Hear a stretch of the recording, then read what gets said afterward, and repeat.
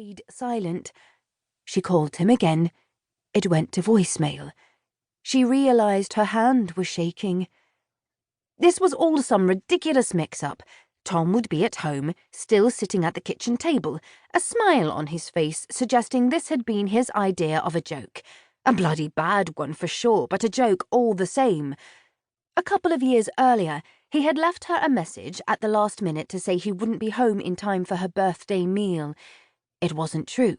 He and the kids were standing outside, waiting to burst through the front door and surprise her. But she had never forgotten how hurt she'd felt as she listened to the message.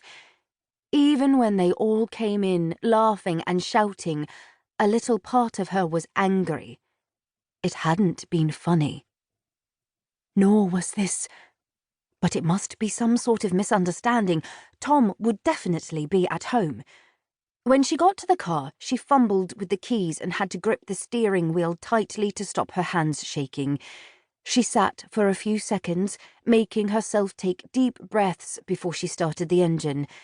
But when she got back to the house 10 minutes later, he wasn't there.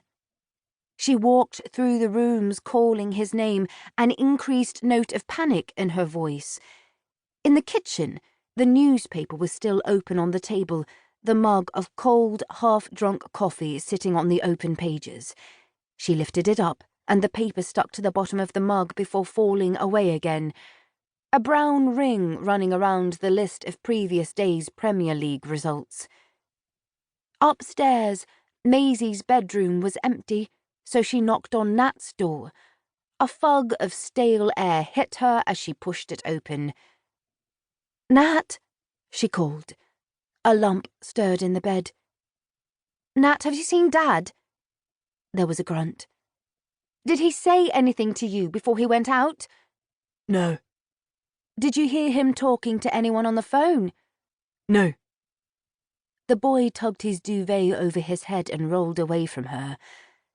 Lucy shut the door and walked into their bedroom. Everything was as they'd left it earlier, the duvet thrown back, half-empty glasses of water on their bedside tables, books on the floor on either side of the bed bent open at the spine. Hers was the latest Kate Atkinson, which she was loving so much that she couldn't wait to get into bed at night to read a few more pages before she fell asleep.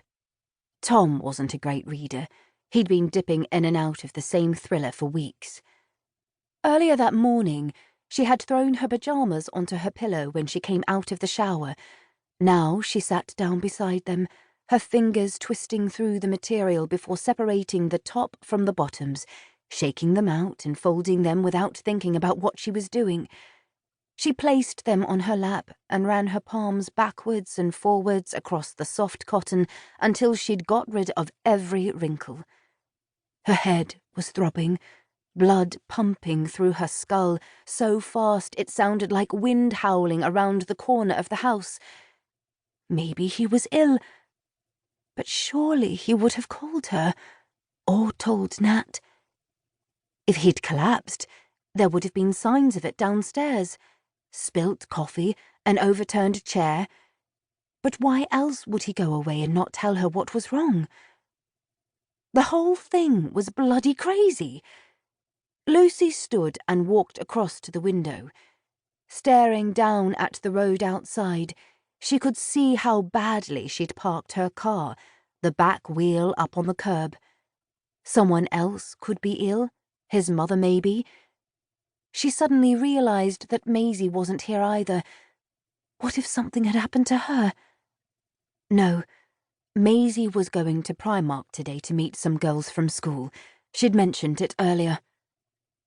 Lucy read the text again. "I need to go away. Please don't try to get in touch." Her mind was whirring. Maybe Tom had issues at work. A client who was causing problems. He could have gone to meet someone and got into trouble. There'd been a fight and he was lying dead in a ditch somewhere. She hugged her arms around her chest. She was being ridiculous. Things like that didn't happen in real life. Anyway, he'd sent that bloody text, so he was definitely living and breathing. Somewhere. The most confusing thing was that he'd asked her not to contact him.